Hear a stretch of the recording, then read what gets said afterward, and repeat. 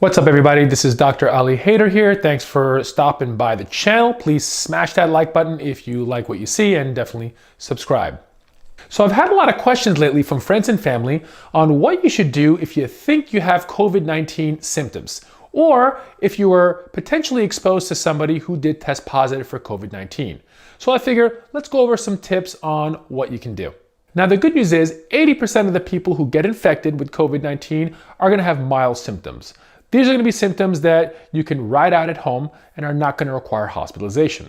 20% of the people who get infected are going to require hospitalization, and a small proportion of those are additionally going to require ICU care and potentially ventilation and a higher level of care. Now again, it's true that most of the people who get really sick and die are older and people with other underlying disorders, but still important to remember that young people can still get very sick. Again, unlikely, but it definitely has been happening. Now let's quickly just review what the symptoms are. Now the symptoms of COVID-19 are really similar to any other viral infection or flu-like symptoms. Now 80% of the people who are presenting with COVID-19 are going to have a fever. This can be a low-grade fever or potentially a higher fever, but that's probably the most common symptom. Second most common symptom is a cough.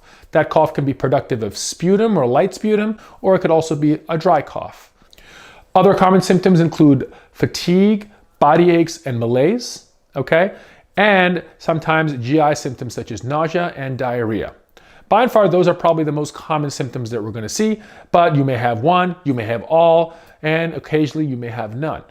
One interesting symptom that people have described is a loss of taste or a loss of sense of smell, okay? You can see this in other viral infections and sometimes sinusitis-like infections. There have been some cases of COVID-19 where that was the only symptom reported. So again, something to look out for. Remember, those symptoms don't necessarily mean you have COVID-19. It could be something else. It could even be allergies. But in the current state of play in the United States, I think it's important to rule out COVID-19 or assume COVID-19 until proven otherwise. So what do you do if you have symptoms? Well, let's kind of break it down into categories. Now, if you have really mild symptoms, mild meaning you have perhaps a low-grade fever and you have a little bit of a cough and some body aches and sort of you feel like you may have the flu, what you want to do is stay at home. The best thing to do is stay at home, take some Tylenol, take over-the-counter cold medications if appropriate, and try to isolate yourselves from your family. If you live with other family members, you want to wear a mask at home, wash your hands aggressively, and try to ride it out. You do want to get in touch with your doctor. It's never a bad idea, and depending on your situation, there may be a role for testing, even with mild symptoms, particularly if you're, for example, a healthcare worker. But by and large, mild symptoms, you're going to stay at home and let it ride out. Most of the time, at least in the current status of things in the United States with testing, you're probably not going to warrant testing if your symptoms are really mild. But assume you have it and treat yourself as such. Now, if you have moderate symptoms, so maybe you have a higher grade fever for several days, your cough is a little bit worse, and maybe even you have a little bit of trouble breathing, definitely in this situation, you want to call your doctor. That may be a situation where you do want to get testing done, again, depending on the situation of your area. What you don't want to do is head straight for the emergency room or head straight for your doctor's office or an urgent care center. The reason is, number one, they're completely overwhelmed and crowded with a lot of COVID-19 positive patients. So if you don't have the infection, you're going to expose yourself potentially to people who do. All right. Not to mention there are going to be really long waits and things are in sort of a disarray here. So do not go anywhere without calling your physician if your symptoms are moderate. Now, if your symptoms are severe, meaning you've developed chest discomfort or shortness of breath and difficulty breathing, particularly if the breathing has gotten worse over a short period of time, such as over the course of 24 hours, that's a situation where you want to call 911 and play it safe.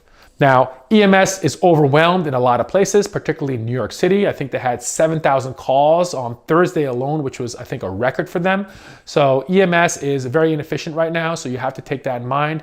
Another reason not to call if you only have mild or moderate symptoms, let the EMS handle the people who are a lot sicker, okay? So again, if you're not sure and you're not feeling completely crummy, call your doctor and try to get some guidance. Now, if you don't have a doctor, what you can also do is Call your insurance company. There's a lot of teledoc services and telehealth services where you can get a physician on the line or even video chat, and they can help you figure out whether or not you may need to go see a doctor or you may need to get tested. So use those resources. You can also go online from your local town and city and try to find out where there may be availability to speak to a physician on the phone, because these services are popping up to let people stay home but still have access to a physician if they otherwise didn't have one. Now, if it's up to me, we would test everybody. Broad testing, kind of what South Korea did and what Singapore did. They tested people who were symptomatic and asymptomatic. That way they were able to isolate the patients who actually were COVID-19 positive, even the ones who didn't have symptoms. Because remember, there is a large chunk of people who have zero symptoms but could still spread the virus. Now, in the United States right now, we're still not up to par to be able to do that. Testing is still very limited. In certain areas, it's more widely available, okay? So what you want to do is definitely find out what the status of testing is in your town.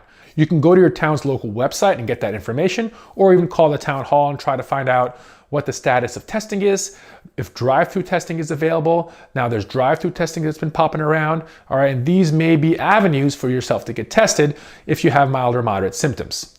Now remember, these drive-through centers are appointment only, so don't just show up somewhere. Make sure you call first, and you can find that information online. It is important to note that even if you have mild or even moderate symptoms that's not going to require a hospitalization, testing is not necessarily going to change management. We don't have any approved medications for this, so it's just supportive care. The importance of testing is so you can more aggressively isolate yourself and potentially track back all the close encounters you've had to isolate those people. But it's not going to change your management unless you're hospitalized. The most important people to get tested are hospitalized patients and healthcare workers, so we can really pay attention to the sick people and the people who are taking care of these sick people. Now, what if you were exposed to somebody who turns out they were COVID-19 positive? So you're hanging out with some family or friends, which you probably shouldn't be doing anyway right now, but you find out that they tested positive for COVID-19. Now, it's also important to note that transmission is generally with close contact for prolonged periods of times. So if you walk by somebody on the street, chances are you're not going to get this virus. But if you were in the same room with somebody for an hour or two and potentially touched the same surfaces and had some close contact, that may be a situation where your risk is a little bit higher. So if you had close contact with somebody who was COVID-19 positive, what you want to do is firstly quarantine yourself at home, okay? Self-isolate, wear a mask if you're living with other people, and monitor for symptoms, okay? We generally recommend a 14-day quarantine, and that's because of the incubation period of the virus. The incubation period is the time it takes from acquiring exposure to the virus to the point where you're going to develop symptoms. And generally, we think the average is about 5 days, but it can be anywhere between 2 days all the way to 14 days. Still, in many places, testing is still limited to people admitted to the hospital who are really sick and healthcare professionals who are having symptoms. So again, hopefully everybody is socially isolating. Remember, although the majority of people who get this virus are not going to be super sick, there is a percentage of people who are going to require hospitalization and a percentage of people who are going to get very sick. And although predominantly that's older and people with comorbidities, there are a handful of young, healthy people getting very sick. So we all have to take it seriously.